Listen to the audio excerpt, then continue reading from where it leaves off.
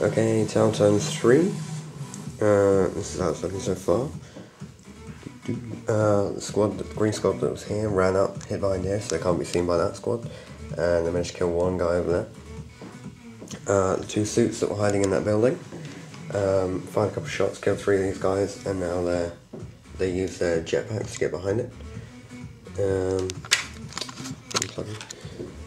The stealth team, deep struck, bang on target, fired a couple of shots, killed one of these guys. Squad that was fighting with them hit back. The gun drones, deep struck here, moved them forwards a little bit, took a load of shots, did nothing. The rail rifle squad did nothing. The broadside smart missile system was just in range, so they fired to kill one more of those guys. The hammerhead fired a submission shot, did nothing, and tried to hit those guys and did nothing. Fired about 4 seeker missiles in that squad, all of them hitting, none of them wounding, because they all rolled ones. And that's it so far. So the tower in control of 2 objectives, that one over there and also the objective over here. And they're contesting this objective if they manage to get onto it, so really if the Necrons run up to it, then they'll be contesting it. And we'll see what happens in the next turn. Alright guys, this is Necron turn 3, and this is how it's looking. One of the destroyers got taken out finally.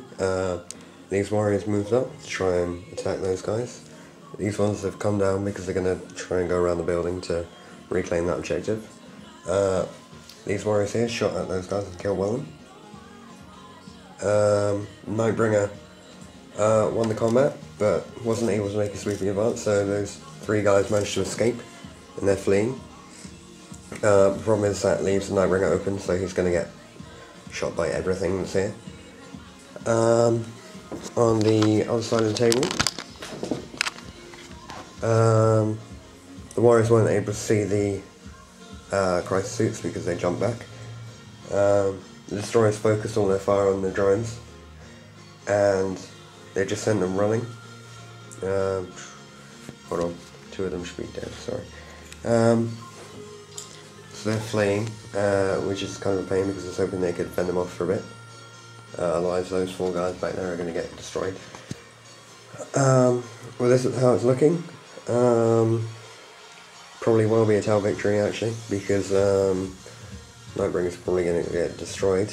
And then there's this objective which I'm going to get these guys to run back to.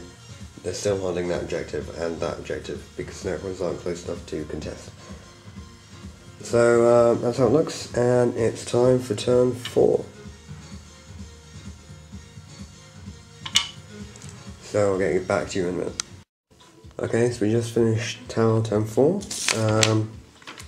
My command squad deep struck here and finished off the destroyers. Somehow killed all 4 of them and then moved over here, because they're going to take some shots at them. The squad here that's just hiding behind the wall. They were here, they moved here, shot, and then used their jetpacks to move there. The stealth suits are just hiding here. They're going to come out and blast away at them. The fire warriors over there, I should take out 1 of the warriors.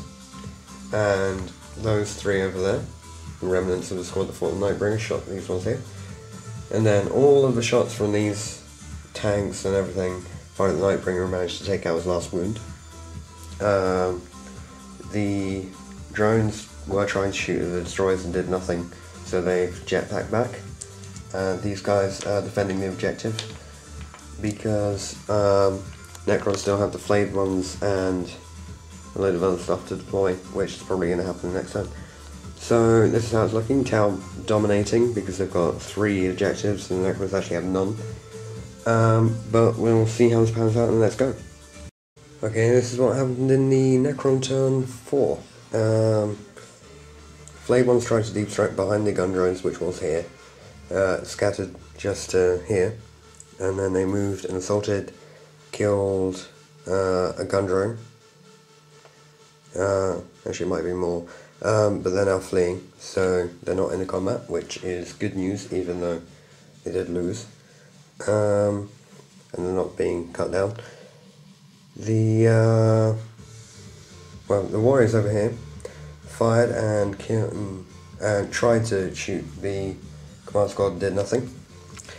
They couldn't see either of these groups. That squad started to move up. They fired at the fire warriors behind the drop pod, killed one of them. The monolith deep struck right. It was trying to deep strike here, and it got moved over there, so it's pretty much in the middle of the board, which meant that it could shoot at these guys, and it took out one of them, and then shot at those guys, took out one, did nothing to either of the tanks, killed a shield drone on a broadside, mucked up when trying to shoot the sniper squad, and killed, it could just see one of the guys over there, so killed one of them, so it's helping to fight for the objective, and it took out one of the shield drones for the command squad. That's pretty much it. So that's the end of Necron turn 4, and we'll go into Tower turn 5 and see how the game goes. Alright guys, this is how it's looking at the end of Tower turn 5. Gone really badly for the Necron players this turn. So let's look at what happened. First, the very first attack on the monolith succeeded. That broadside there. Fired, missed with the first railgun, but it's twinning, so his reroll managed to wreck the monolith, which means it can't do anything at all. So it's just there.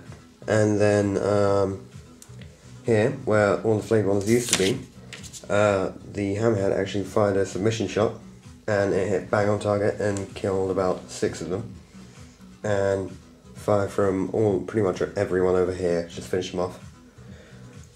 Over here, all of the battle suits shot at the warriors and killed the whole unit. I didn't think I even had to shoot all of them. It was just, I think it was like those 2 squads and some of the stealth shots fired at them. So Necrons still have this unit on the table and nothing else. Normally by this stage the Necrons probably would have phased out, but we've still got some in reserve, so we're going to carry on. But they can't actually come out the monolith now because it's wrecked, so they're going to have to walk on. And it looks like the Tower are going to get an easy victory here because they already control 3 of the objectives, and the 4th one is completely covered with suits. So we'll just see if the Necrons survive the next turn. Right guys, it's the end of Necron turn 5. Very little happened. Tower still in control pretty much. Necrons that were here ran up and they're contesting that objective over there. And the last unit of Necrons came on and tried to fight with these guys. Commander Farsight took out 2 of them, and they can't come back because he's got he allows no arm saves.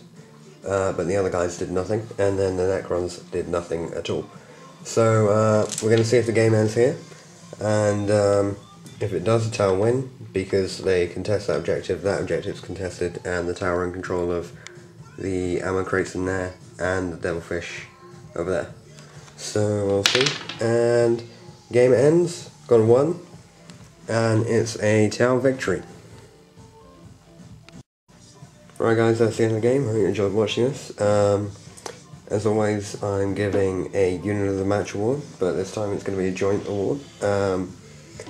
So it goes to the broadside team here, and Commander Farsight and his command squad over there. Reasons for it, just how skillful that one shot was at taking out the monolith here, and also all the damage they did to Nightbringer because they helped take that down as well, despite having 5 wounds. And the command squad, because they deep striked exactly where I wanted, took out an entire squad of destroyers that have been a pain for ages, and they successfully defended the Tower flag.